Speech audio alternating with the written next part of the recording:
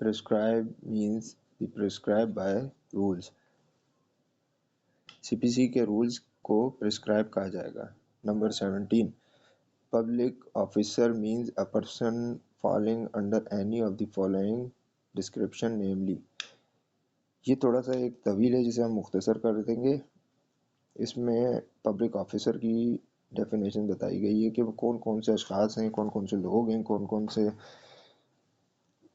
محکمے ہیں جہاں پہ لوگ پبلک آفیسر کہلائیں گے. تو اس کو ایسے لے لیں کہ ایوری جج، every person in service of Pakistan, جو پاکستان کو سروس دیتے ہیں، اور ججز حضرات، کمیشن گزیٹڈ، ملٹری کے، نیول کے اور ایئر فورس کے حضرات. اس کے علاوہ every officer of court of justice جو ڈیوٹی دے رہے ہیں، جنہیں آتھرائز کیا گیا ہے، یعنی کہ عدالت کا عملہ. اس کے بعد آتے ہیں ہم ای کی طرف کہ every person who hold any office by virtue of which he is empowered to place or keep any person in confinement، جو اپنے پاس جس کے پاس پاور اور اختیار ہو کہ جو اپنے پاس کسی بھی بندے کو کنفائنمنٹ میں رکھ سکتے ہیں، یعنی قید میں رکھ سکتے ہیں. کہ جیل کا عملہ وہ بھی پبلک آفیسر کے زمرے میں آئے گا. Every officer of the government whose duty it is as such officer the prevent offense to give information of offense، یعنی کہ جس کا کام ہو جرم کو روکنا اور کسی بھی offense کی انفارمیشن دینا اور protect the public health, safety اور کنوینئنس کا خیال رکھنا، وہ بھی پبلک آفیسر کے زمرے میں آئے گا. یہ ہمارا مطلب پولیس ڈپارٹمنٹ سمجھ سکتے ہیں اس کو. پولیس کے جتنا بھی جو بھی اسٹاف ہے وہ بھی پولیس کا، وہ بھی پبلک آفیسر کے زمرے میں آئے گا، یعنی کہ جو کہ اس قسم کی ڈیوٹیز کر رہے ہوں.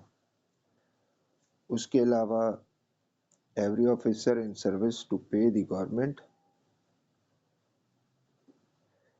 ریمونیٹڈ by fee or commission of the performance of any public duty, یعنی کہ گورنمنٹ کی طرف سے کسی کو فی دی جا رہی ہو، کمیشن دیا جا رہا ہو کسی بھی پبلک ڈیوٹی ادا کرنے کے لیے، تو وہ بھی پبلک آفیسر ہی کہلائے گا. اسی میں لینڈ ریونیو اکٹھا کرنے والے اشخاص وہ بھی پبلک آفیسر ہی کہلائیں گے. Number 18. Rule and form contained in the first schedule are made under section 122 اور section 125.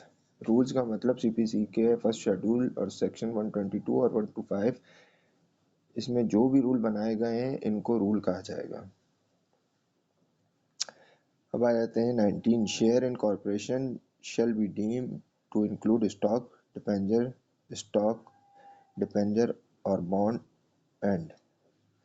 شیئر اینڈ کارپوریشن سے مراد یہ ہے کہ اسٹاک ڈپینجر بانڈ، یعنی جب کوئی کمپنی پبلک کو کوئی قرضہ دیتی ہے، اس کے جو ڈاکومنٹس ہوتے ہیں ان کو ڈپینجر کہا جاتا ہے.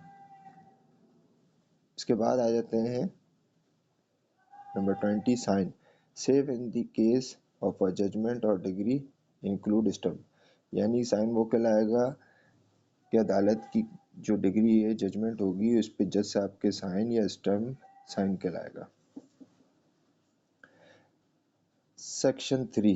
Subordination of court.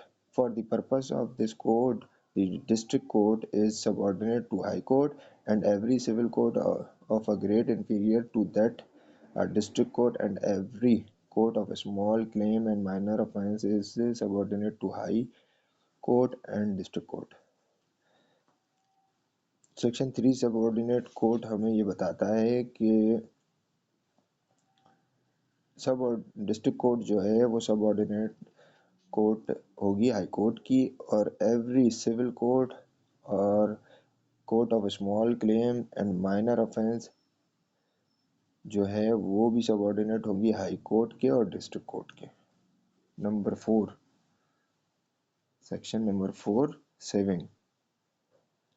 In the absence of any specific provision to the contrary, nothing in this code shall be deemed, limit, and otherwise affect any special or local law now in force or any special jurisdiction or power conferred or any special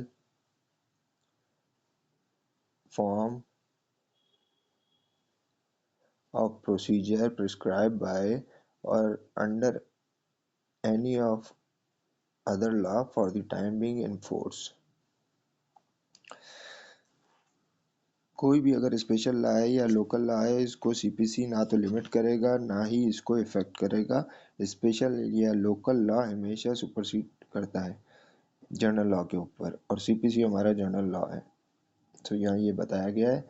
इसका sub section जो है 2 इन particular and with out prejudice to the generality of the proposition contained in subsection 1, nothing in this code shall be deemed to limit or otherwise affect any remedy which a landholder and landlord may have under any law of the time being in force for the recovery of rent of agricultural land from the produce of such land।